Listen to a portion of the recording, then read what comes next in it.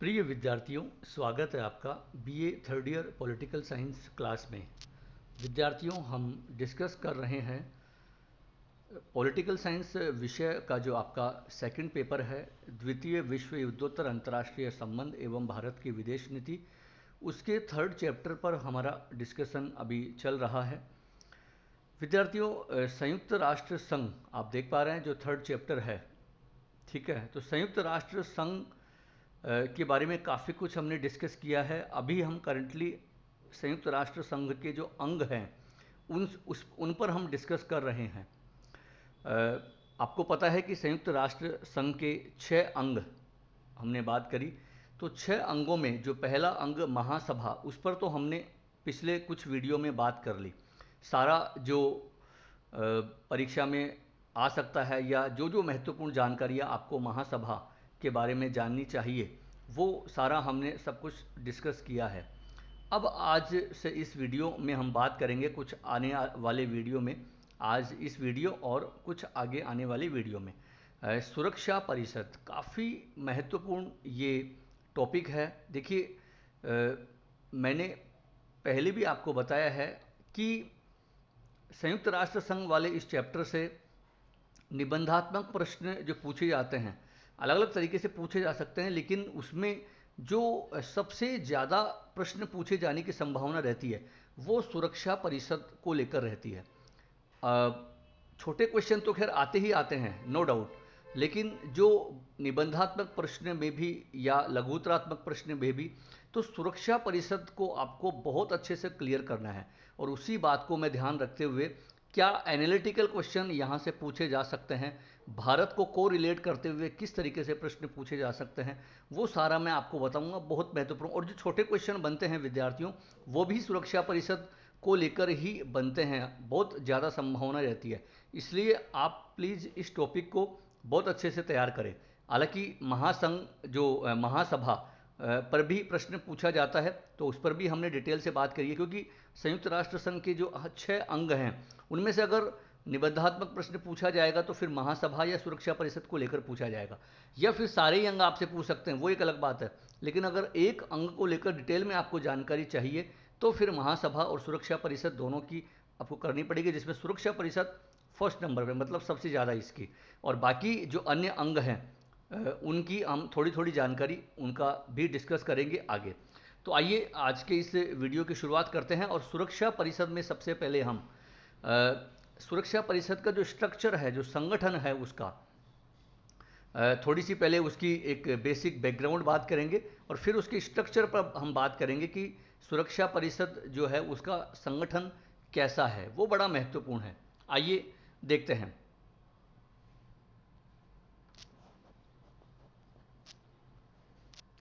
विद्यार्थी, आप देखिए, सुरक्षा परिषद के बारे में पहले थोड़ी वो जानकारी, जो कुछ महत्वपूर्ण बातें हैं वो आपको जाननी आवश्यक है, ये आप देख पा रहे हैं। सबसे पहले तो आपको ये जानना होगा, जैसा कि बताया रखा है, कि सुरक्षा परिषद जो है वो संयुक्त राष्ट्र संघ के जो अंग हैं उनमें से सबसे महत्वपूर्ण, ठीक है, सबसे महत्वपूर्ण अंग ये है। महत्वपूर्ण क्यों है ये तो खैर आपको आगे पता लग ही जाएगा, क्योंकि बड़ा जो इम्पोर्टेंट, जो वास्तविक जो पावर है, जो वास्तविक शक्तियां हैं, वो सुरक्षा परिषद के पास है। अगर मान लीजिए आप किसी देश की सरकार की जो कार्यपालिका में जो पावर रहती है, जैसे भारत की कार्यपालिका है, आपको पता है, प्रधानमंत्री और मंत्रिपरिषद, ठीक है। जो अमेरिका में जो कार्यपालिका है, राष्ट्रपति, वो जो व्यवहारिक जो पावर है, जो शक्ति है, वो उसके पास रहती है। उसी प्रकार संयुक्त राष्ट्र संघ की जो वास्तविक जो शक्तियां हैं वो सुरक्षा परिषद के पास ही है, ठीक है। तो आपको ये, इसलिए ये काफ़ी बड़ा इंपॉर्टेंट महत्वपूर्ण अंग ये माना जाता है। यहाँ आप देख भी पा रहे हैं कि सुरक्षा परिषद जो है वो मूल अथवा प्रधान अंग होने के साथ साथ वह राजनीतिक जो विषयों में संघ की कार्यपालिका भी है। संयुक्त राष्ट्र संघ की कार्यपालिका आप कह सकते हैं। क्यों? क्योंकि वास्तविक जो पावर है संयुक्त राष्ट्र संघ में सारे अंगों में, तो वास्तविक जो पावर का जो निर्वहन है वो सुरक्षा परिषद के पास ही है। नो डाउट महासभा भी काफ़ी इम्पोर्टेंट महत्वपूर्ण रोल अदा करती है, लेकिन जो असली जो चाबी है वो सुरक्षा परिषद के पास ही है, और ये कहा भी गया, आप देख पा रहे हैं कि यह संयुक्त राष्ट्र संघ की जो कुंजी है, और इसको प्रमुख कार्य अभिकरण भी कहा जाता है, क्योंकि कुंजी मतलब चाबी। तो वास्तविक जो चाबी है, वास्तविक जो पावर है, उसके पास होने के कारण इसको संयुक्त राष्ट्र संघ की कुंजी भी कहा जाता है। प्रमुख कार्य अभिकरण, क्योंकि मुख्य जो भूमिका है वो इसी की होती है, इसलिए ये इस नाम से भी अभिहित किया जाता है सुरक्षा परिषद को। तो जो कई बार परीक्षा में पूछ लिया जाता है, तो आपको ध्यान होना चाहिए। सुरक्षा परिषद ही संघ का एकमात्र ऐसा अंग है जो कि अंतर्राष्ट्रीय शांति एवं सुरक्षा बनाए रखने एवं आक्रमण के जो विरुद्ध है वो सामूहिक अनुशासन की कार्रवाई कर सकता है। इसका मतलब यह है कि जो अंतर्राष्ट्रीय शांति एवं सुरक्षा संयुक्त राष्ट्र संघ का जो मूल उद्देश्य था उसके गठन का, संयुक्त राष्ट्र संघ के बारे में हमने शुरू में देखा था कि जो संयुक्त राष्ट्र संघ का निर्माण हुआ था 24 अक्टूबर 1945 को जो अस्तित्व में आया था, तो मूल उद्देश्य उसका यही था कि अंतर्राष्ट्रीय शांति और सुरक्षा कायम हो सके। तो वो जो असली जो जिम्मेदारी है, जो वो पावर है संयुक्त राष्ट्र संघ की भी अंतर्राष्ट्रीय शांति और सुरक्षा की, वो सुरक्षा परिषद के पास ही है, सिक्योरिटी काउंसिल के पास ही है। ठीक है। और अगर मान लीजिए कोई भी देश, कोई भी राष्ट्र अगर अंतर्राष्ट्रीय शांति और सुरक्षा को खतरा पहुंचाता है, तो उसके लिए फिर किसी भी हद तक जा सकती है सुरक्षा परिषद। किसी भी प्रकार की जो कार्रवाई है, सामूहिक कार्रवाई है, वो सुरक्षा परिषद ही उसकी जो इजाज़त देती है। सुरक्षा परिषद अगर चाहे तो वो उनके खिलाफ सैनिक कार्रवाई तक भी कर सकती है। वो सारे क्या क्या साधन अपना सकती है उस पर जिक्र हम आगे करेंगे। तो यहाँ इसलिए आप बता सकते हैं कि ये वास्तविक एक उसका सबसे प्रधान अंग है, मूल अंग है, उसकी कुंजी है, प्रमुख कार्य अभिकरण है, कुछ भी आप कहें तो वो इसीलिए ही है कि संयुक्त राष्ट्र संघ के पास जो अंतर्राष्ट्रीय शांति और सुरक्षा की जो सबसे महत्वपूर्ण जो जिम्मेदारी है वो है। ठीक है। आइए अब नेक्स्ट स्लाइड में हम संयुक्त राष्ट्र संघ के जो महत्वपूर्ण अंग है सुरक्षा परिषद, इसके स्ट्रक्चर की बात करते हैं, संगठन की बात करते हैं।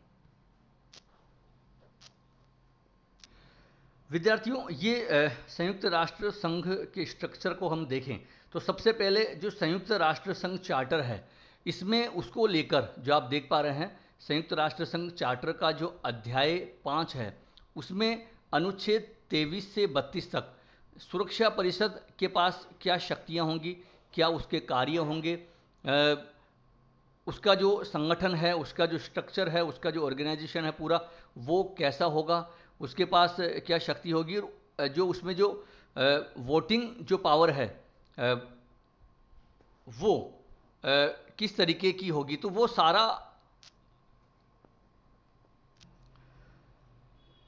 इसमें वर्णित किया गया है अनुच्छेद 23 से 32 तक अध्याय 5 के। ठीक है। संयुक्त राष्ट्र संघ चार्टर के अध्याय 5 के अनुच्छेद 23 से 32 तक ये आर्टिकल आपको जरूर याद रखना है, और न केवल याद ही रखना है बल्कि परीक्षा में आपको जब आप इसको लेकर आंसर लिखें तो ज़रूर इसका प्रयोग करें, क्योंकि ये कुछ चीज़ें जो होती हैं जो आपका एक बेहतर जो प्रस्तुतिकरण है वो दिखाती हैं और आपको एक एक्स्ट्रा मार्क्स इनसे मिलते हैं। तो आप इस तरीके की जो अतिरिक्त जो महत्वपूर्ण बातें हैं वो ज़रूर आप अपने आंसर में शामिल किया करें।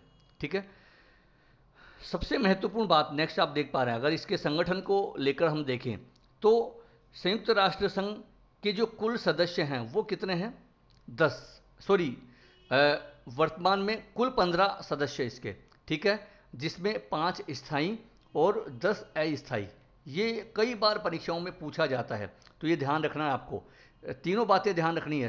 सुरक्षा परिषद के अगर आपसे स्थायी सदस्यों की संख्या पूछी जाए तो 5, अस्थायी सदस्यों की संख्या पूछी जाए तो 10, और अगर सुरक्षा परिषद के वर्तमान में कुल जो सदस्यों की संख्या पूछी जाए तो 15।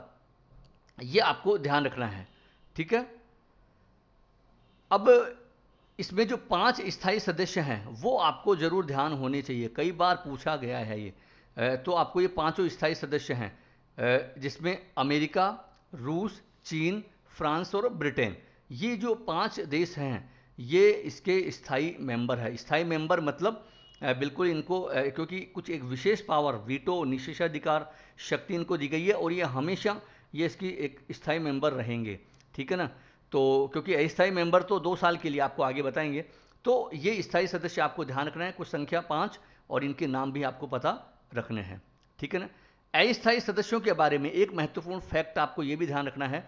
वैसे आपसे अगर वर्तमान में पूछा जाए कि वर्तमान में जो सुरक्षा परिषद के अस्थायी सदस्यों की संख्या है वो कितनी है, तो फिर आपको 10 बतानी है। लेकिन वास्तविकता में जब संयुक्त राष्ट्र संघ अस्तित्व में आया था 24 अक्टूबर 1945 को, तब जो सुरक्षा परिषद के स्थायी मेंबर की संख्या तो 5 ही थी, तब भी और अब भी। ठीक है, आपसे कभी पूछे, हो सकता है परीक्षा में प्रश्न इस रूप में भी पूछ लिया जाता है कि संयुक्त राष्ट्र संघ की जब स्थापना हुई थी या जो संस्थापक जो स्थायी सदस्य कितने थे, तो सारे स्थायी जो है वो संस्थापक ही थे, मतलब ये उस समय 5 देश थे। लेकिन आपसे पूछ लिया जाए कि जब संयुक्त राष्ट्र संघ का गठन हुआ था तब इसके अस्थायी सदस्य कितने थे, तो तब 10 नहीं थे, तब इसके सदस्य 6 ही थे। तो तब 6 थे, आज 10 हैं। अब ये 6 से 10 कब हुए, ये भी आप देख पा रहे हैं कि 1963 में। ठीक है ना, तो 1963 में ये अस्थायी सदस्यों की संख्या बढ़ाकर 6 से बढ़ाकर 10 कर दी गई। तो इस प्रकार उसके बाद आप देखिए ये बड़ी महत्वपूर्ण विसंगति है। इस विसंगति की भी हम बात करेंगे कि कितनी विसंगति है कि जब संयुक्त राष्ट्र संघ के 51 मेंबर थे, मूल संस्थापक, जब संयुक्त राष्ट्र संघ का गठन हुआ था, और आज 193 देश हो गए हैं इसके सदस्य, लेकिन सुरक्षा परिषद के जो स्थायी मेंबर है वो तो 5 के 5 ही है, तब में और अब भी।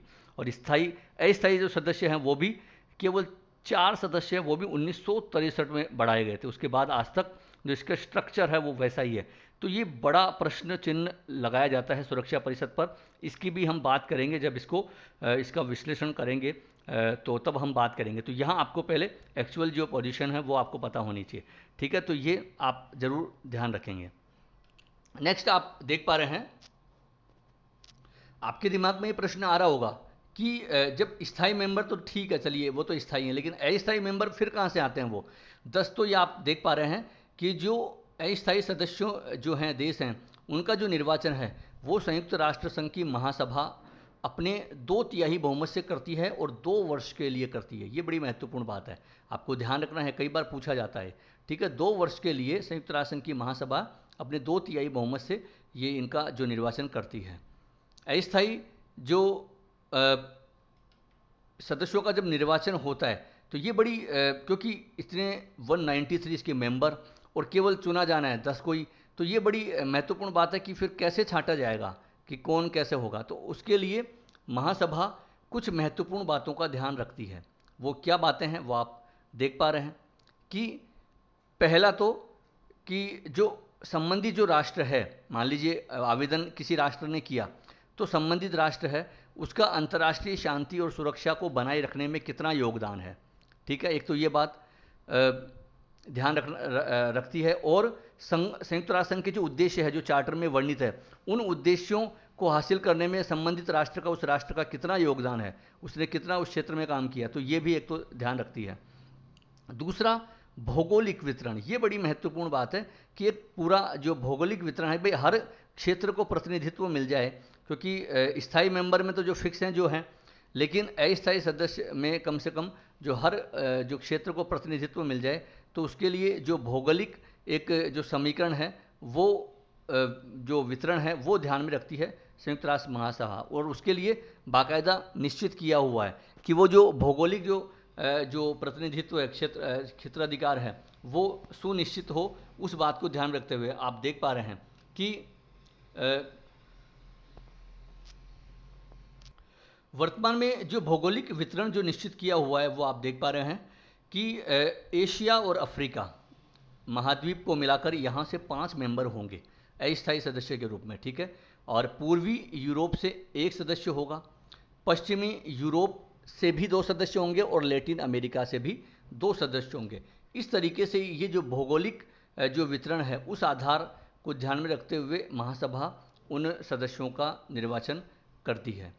ठीक है, एक बड़ी महत्वपूर्ण बात आप नेक्स्ट देख पा रहे हैं कि अगर मान लीजिए कोई भी जो सदस्य है वो एक बार अगर उसको निर्वाचित कर लिया है एक कार्यकाल के लिए 2 वर्ष के लिए, तो उसको दोबारा मतलब पुनः साथ के साथ तत्काल वापस उसको निर्वाचित नहीं किया जाता है। यह ध्यान रखना, दोबारा तो निर्वाचित किया जाएगा लेकिन लगातार 2 कार्यकाल के लिए नहीं, फिर बाद में गैप होना चाहिए।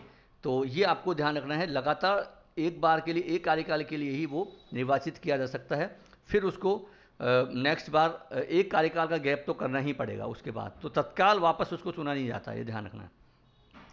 इसमें भारत के लिए आप देखें तो बहुत बड़ा अच्छा रिकॉर्ड है भारत का, कि भारत अब तक 7 बार स्थायी सदस्य रह चुका है।